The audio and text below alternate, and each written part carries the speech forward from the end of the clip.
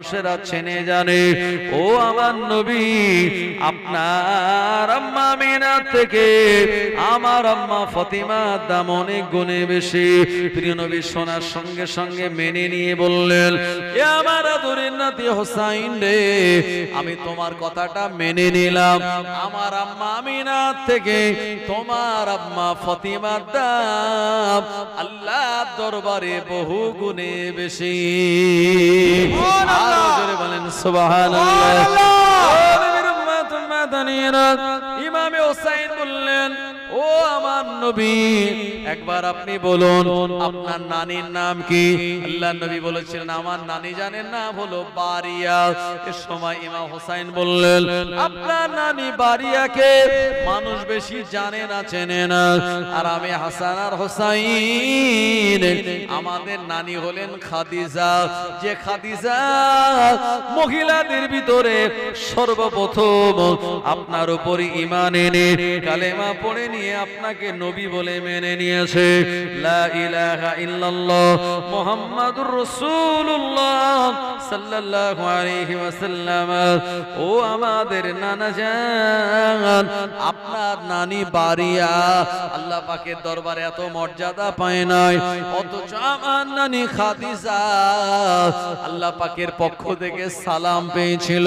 আমার আল্লাহ তার উপরে রাজি আর খুশি হয়ে আসমান থেকে সালাম পাঠিয়ে দিয়েছিল। আপনার নানি বারিয়া কোন নবীর স্ত্রী ছিল না, অথচ আমার নানি খাদিজা হলেন আখিরি জামানার নবীর বিবি। এজন্য আপনার নানি বারিয়া থেকে আমার নানি খাদিজার দাম অনেক গুণে বেশি। জোরে বলেন। নবীজি মেনে নিয়ে বলছেন, হ্যাঁ তুমি ঠিক বলেছো, আমি তোমার কথাটা মেনে নিলাম। একটু জোরে বলেন না সুবহানাল্লাহ। আবার ভাইজান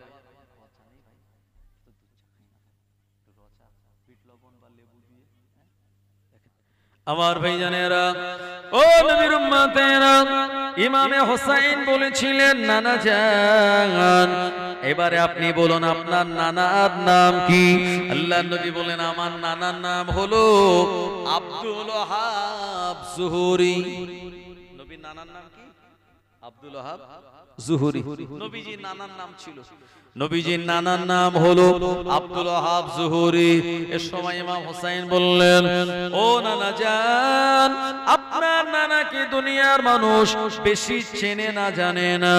আপনার নানার উপরে আসমানি কোন গ্রহণ তো নাজিল হয় নাই, অথচ আমার নানার উপরে আসমানি গ্রহণ তো আল কোরআন মাজিদ নাজিল হয়েছে। ও নানা জান, আপনার নানা আব্দুল ওয়াহাব জুহুরি কোন আল্লাহর নবী নন, অথচ আমার নানা জান আখিরি জামানার আল্লাহর নবী। আপনার নানা আব্দুল ওয়াহাব জুহুরি রাহমাতাল লিল আলামিন নয়, আমার নানা হলেন রাহমাতাল লিল আলামিন। আমার নানা হলেন শাফিউল মুজনাবিন, আমার নানা হলেন সিরাজাব মুনির, আমার নানা হলেন তাহা, আমার নানা হলেন ইয়াসিন মুজাম্মিল মুদাসসির, আমার নানা হলেন সিরাজাব মুনির, আমার নানা হলেন আখিরি জামানার পয়গম্বর। আল্লাহ পাক যাকে না বানালে কোনো কিছুই বানাতেন না।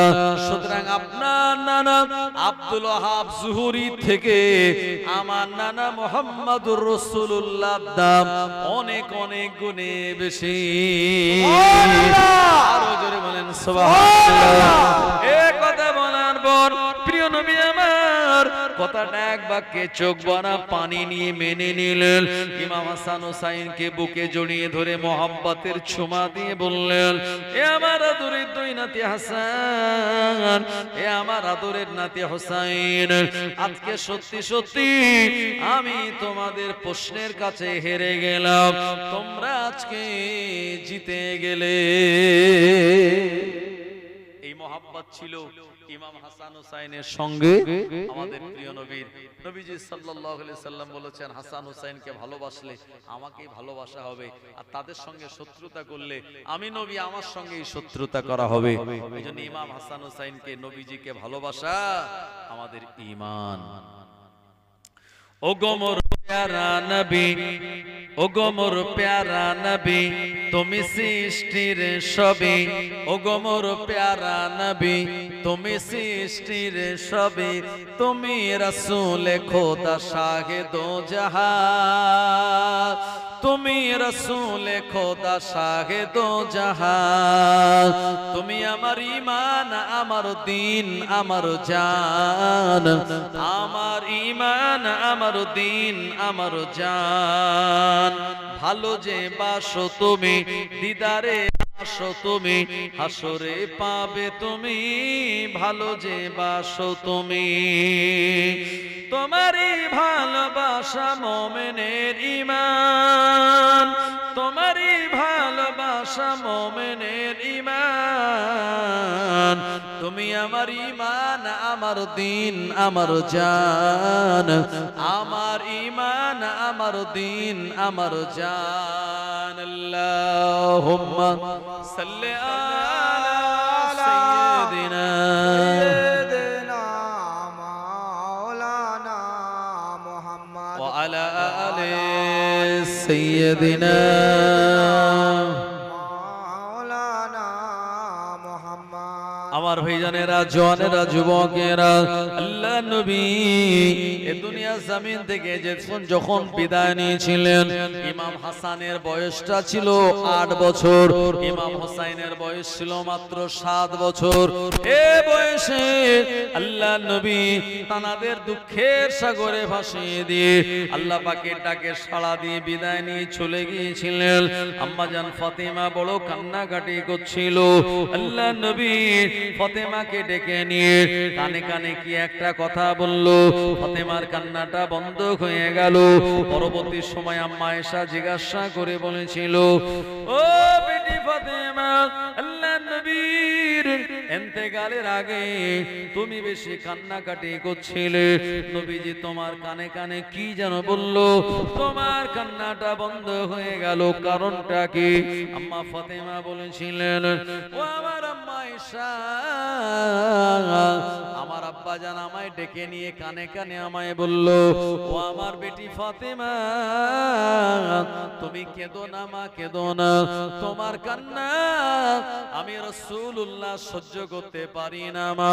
আমি তোমার আব্বা জান বলে রাখি, শুনে রাখো, আমি নবী আমার ইন্তেকালের 6 মাস পর আল্লাহ পাকের দয়া জান্নাতে তোমার সঙ্গে আমার দিদার হয়ে যাবে। এই জন্য আমার কান্নাটা বন্ধ হয়ে গেল। ও নবীর উম্মতেরা, বাস্তবিক পক্ষে আল্লাহ নবীর ইন্তেকালের 6 মাস পর আম্মা জান ফাতেমা এই দুনিয়া জমিন থেকে বিদায় নিয়েছিলেন। আল্লাহর হাবিবের ইন্তেকালের পর যখন 6 মাস পেরিয়ে গেল, 6 মাসের মাথায় হয়ে গেল সময় ফাতেমার শরীরটা খারাপ হয়ে গেল, তার শরীরে জ্বর আসলো, টেম্পারেচারটা বেড়ে গেল। আল্লাহ নবীর আদরের কন্যা হযরতে ফাতেমা রাদিয়াল্লাহু আনহা ইমাম হাসান হুসাইনের জামা কাপড়গুলো কেচে রেডি করে রাখলেন, সুন্দর করে খানা পাকিয়ে রাখলেন, আর সংসারের সব কাজগুলি গুছিয়ে রাখলেন। এই সময় ফাতেমা রাদিয়াল্লাহু আনহা তার শরীরটা খারাপ, তার শরীরে জ্বর এসেছে। এই সময় তিনি তার স্বামী আলীকে ডাক দিয়ে বললেন, ও আমার স্বামী, একবার আপনি এখানে আসুন, আপনার সঙ্গে আমার কিছু জরুরি কথা রয়েছে। হযরতে আলী রাদিয়াল্লাহু আনহু আসলেন। এই সময় ফাতেমা বলেছিলেন, ও আমার স্বামী আলী, আল্লাহর নবী মোহাব্বত করে আপনার সঙ্গে আমায় বিয়ে দিয়েছিল। আপনার সঙ্গে আমি কম বেশি প্রায় 9 থেকে 10 বছরের ঘর সংসার করলাম। এই ঘর সংসার করার সময় আমি ফাতেমা আমার কোনো কাজে, আমার কোনো কথাবার্তায় যদি আপনি দুঃখ ব্যথা পেয়ে থাকেন, আমি ফাতেমা বলি আপনি আমায় মাফ করে দিন। হযরতে আলী রাদিয়াল্লাহু আনহু চোখ ভরা পানি নিয়ে বলেছিল, ও আমার বিবি ফাতেমা, তুমি এমন কথা বলো না, কপাল আমার বড়, কপাল আমার অনেক একদিন বড় সৌভাগ্য আমার, তোমার মতো বিবিকে আমি জীবন সঙ্গী হিসেবে হিসাবে পেয়েছিলাম। ও ফাতেমা, না না না, জীবনে কোনোদিন তোমার থেকে আমি আলী কোনো দুঃখ পাই নাই। চুরি হবে না? সুবহানাল্লাহ। আপনি যদি আপনার বিবিকে একটা কাপড় না এনে দেন, কি বাড়ির কাজ কামার করবে বলে মনে হয়? ঈদের সময় যদি স্ত্রীর কাপড় চোপড় না হয়, হ্যাঁ আমার ভাইজানেরা, কিন্তু ফাতিমা জীবনে কোনোদিন আলীর সামনে কোনো কথা বলেননি, কটু কথা বলেননি।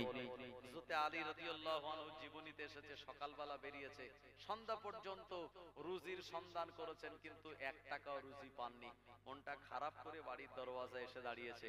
আর পুরুষদের কাছে টাকা না থাকলে মনটা খারাপ লাগে কি লাগে না? তো হযরত আলীর কাছে কোনো ইনকাম হয়নি, টাকা একদম নাই, এজন্য মনটা খারাপ করে ফাতেমার ঘরের দরওয়াজার সামনে এসে সালাম দিয়েছে, আসসালামু আলাইকুম ইয়া আহলাল বাইত।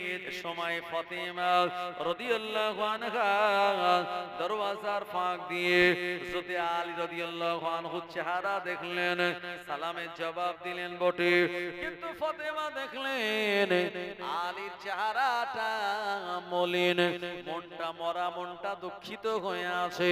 এ সময় ফাতেমা রাদিয়াল্লাহু আনহা বললেন, ও আমার স্বামী আলী, মনটা আপনার খারাপ কেন? কি কারণে আপনার মন আপনি খারাপ করেছেন? হযরত আলী রাদিয়াল্লাহু আনহু বললেন, ও আমার বিবি ফাতেমা, সারা দিন আমি রুজির জন্য ঘুরেছি, 1 টাকা রুজি মেলে নাই, এই কারণে আমার মনটা খারাপ হয়ে গেল। হযরত ফাতেমা বলেছিলেন, ও গো আমার স্বামী, না না না, মন খারাপ করবেন না, আপনি আগে হাসুন। আল্লাহ পাক যেদিন আপনার রুজি দেবে ওই দিন আমরা রুজিটা খাবো, আর যেদিন দেবে না, স্বামী স্ত্রী মহব্বত করে 2 জন মিলে আমার আল্লাহ রোজা রেখে দেব। সুবহানাল্লাহ।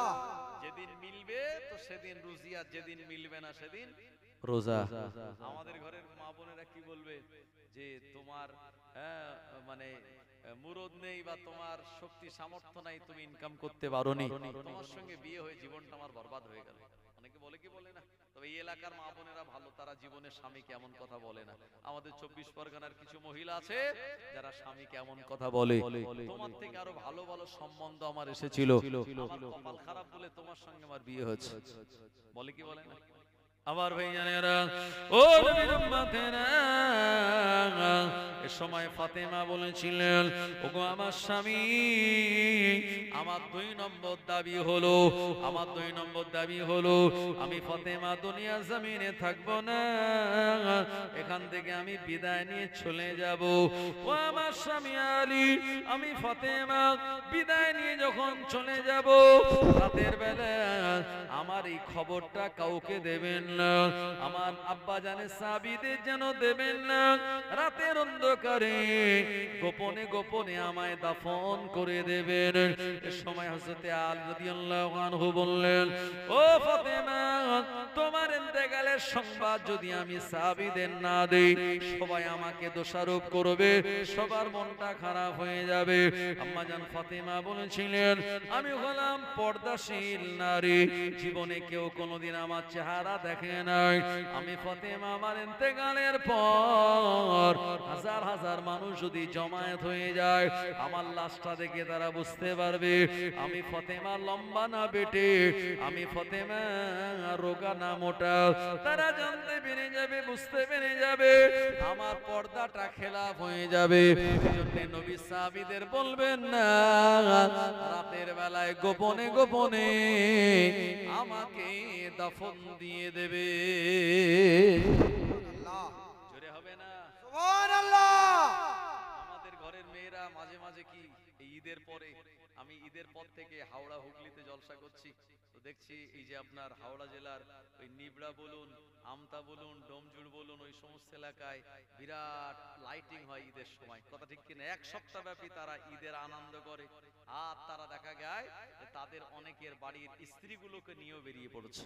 হ্যাঁ, বেশিরভাগ মহিলারা বোরকা পরে আছে দেখলাম, আবার অনেক মহিলারা যারা বোরকা ছাড়াই বেরিয়ে গেছে ঈদের আনন্দ উৎসব করতে, যে আমার চেহারা বাড়ির লোক একা কেন দেখবে, আরো পাড়ার ছেলেরা দেখুক। কথা ঠিক কিনা?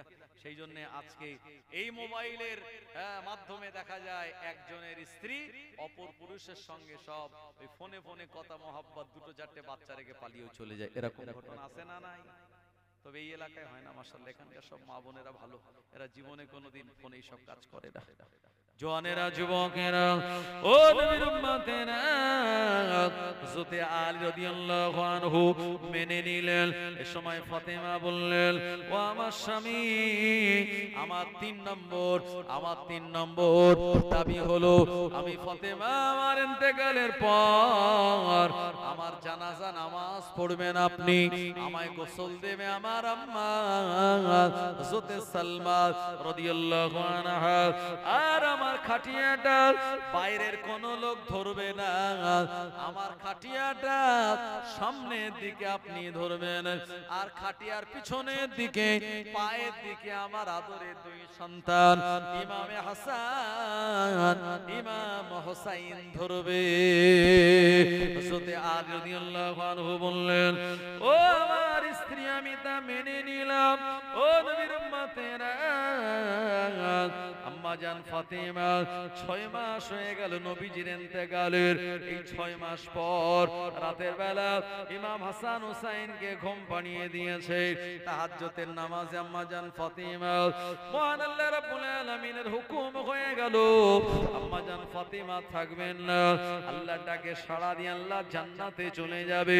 আল্লাহ পাক কোরআন মাজিদে শুনিয়েছেন, ফাইজা জাআ আজালুহুম লা ইস্তাখিরুনা সাআতাও ওয়া লা ইস্তাকদিমুন। মানুষের সময় যখন হয়ে যাবে মরণের, এক মুহূর্ত আগেও যাবে না, এক মুহূর্ত পিছিয়েও যাবে না, নির্ধারিত সময়ে মানুষটার ইন্তেকাল হয়ে যাবে। আম্মা জান ফাতেমা রাদিয়াল্লাহু আনহা ইমাম হাসান হুসাইনকে ঘুম পাড়িয়ে দিয়েছে, তাহাজ্জুদের নামাজে দাঁড়িয়ে গেল। এই সময় আমার আল্লাহর হুকুম হয়ে গেল, মালিকুল মাউত আজরাইল আলাইহিস সালাম আম্মা জান ফাতেমা জানটা কবজ করে নিলেন। আর দিন দুনিয়ার বাদশার কন্যা হাসান হুসাইনের আম্মা হযরত আলীর মোহাব্বতের বিবি হযরত ফাতেমা দুনিয়ার জমিন থেকে বিদায় নিলেন। সবাই বলুন, ইন্না লিল্লাহি ওয়া ইন্না ইলাইহি রাজিউন। আম্মা জান ফাতেমার ইন্তেকালের পর আল্লাহর নবীর সাহাবী আলী ঝরঝর করে কাঁদে। আর ফাতেমার আম্মা প্রিয় নবীর বিবি হযরত উম্মে সালমা রাদিয়াল্লাহু আনহা ফাতেমার ঘরেতেই তিনি ছিলেন। ও আমার ভাইয়েরা, নবীর উম্মতেরা, উম্মে সালমাও কাঁদে, হযরত আলীও কাঁদে। জনমের মতো ফাতেমা সেজদা হালাতে দুনিয়ার জমিন থেকে বিদায় নিয়ে চলে গেল। আর জীবনে কোনোদিন ইমাম হাসান হুসাইনের সঙ্গে দেখা হবে না। তারা কাকে মা বলে ডাকবে? এই কান্নার আওয়াজ যখন শুরু হলো, ইমাম হাসান হুসাইনের ঘুমখানা ভেঙে গেল।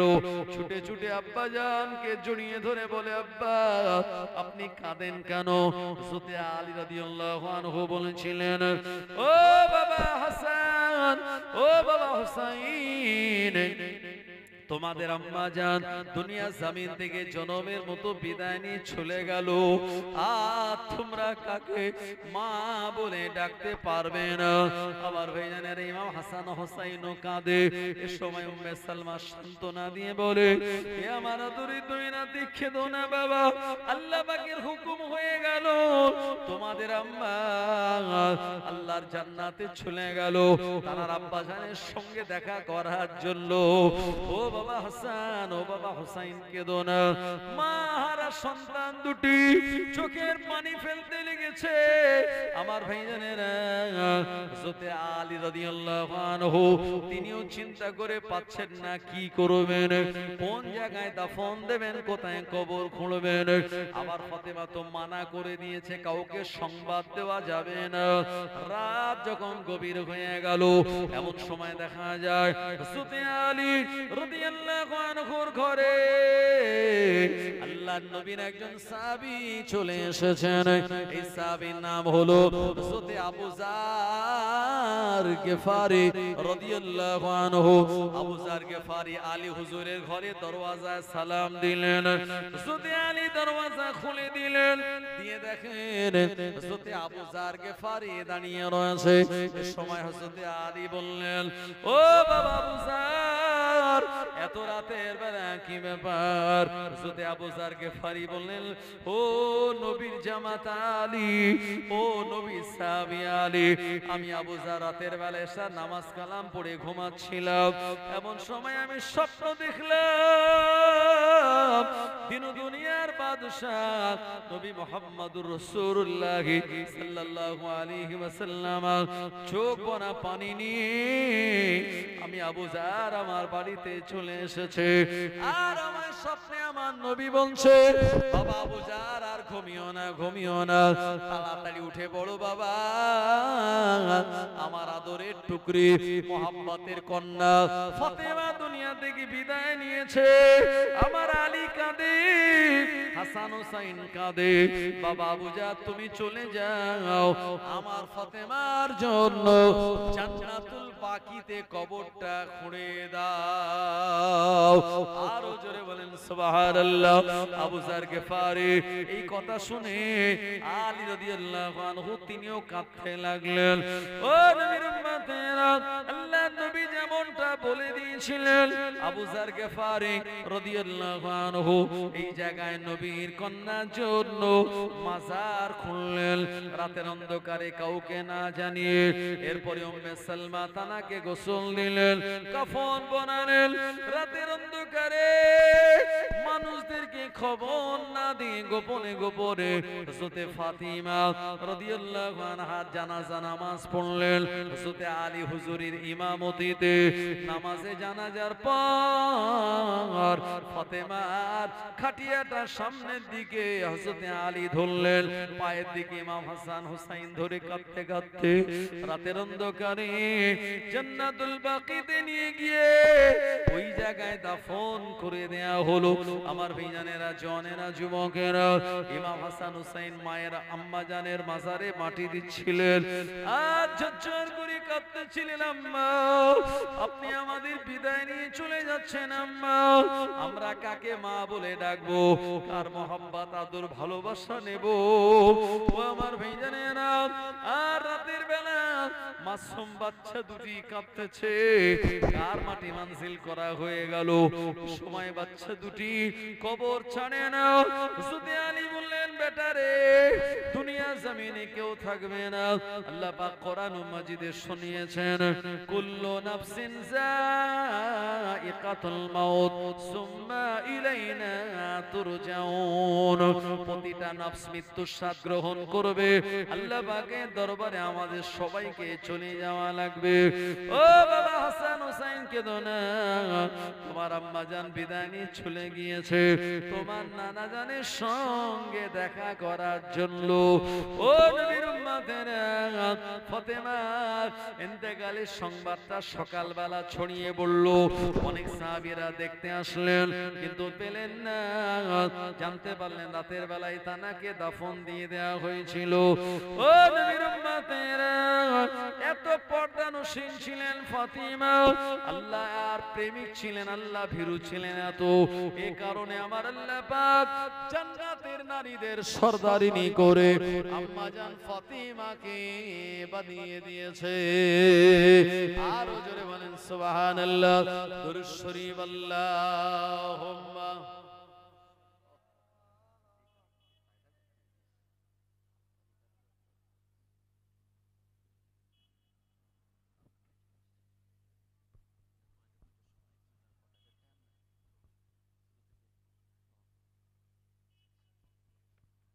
وعلى آل سيدنا মাওলানা মুহাম্মদ। চাঁদ বলে আমি নয় তুমি নবী সুন্দর, ফুল বলে সুবাসিত নবীজির অন্তর। জোরে হবে না সুবহানাল্লাহ? সুবহানাল্লাহ। আর একটু মহব্বত করে বলেন সুবহানাল্লাহ। সুবহানাল্লাহ। নারে তাকবীর। আল্লাহু আকবার। চাঁদ বলে আমি নয় তুমি নবী সুন্দর, ফুল বলে সুবাসিত নবীজির অন্তর, তারাদের দল বলে তুমি প্রিয় দরবে, মেঘ বলে জল হয়ে তুমি নবী সরবে, মানুষের কাছে তুমি রহমের বন্ধন, মানুষের কাছে তুমি রহমের বন্ধন। চাঁদ বলে আমি নয় তুমি নবী সুন্দর, ফুল বলে সুবাসিত নবীজির অন্তর, রোদ বলে খুশি মনে তুমি নবী শান্তির, শেষ করে দিলে তুমি ছিল যত ভ্রান্তি। জোরে হবে না? সুবহানাল্লাহ। একটু মহব্বত করে বলেন সুবহানাল্লাহ।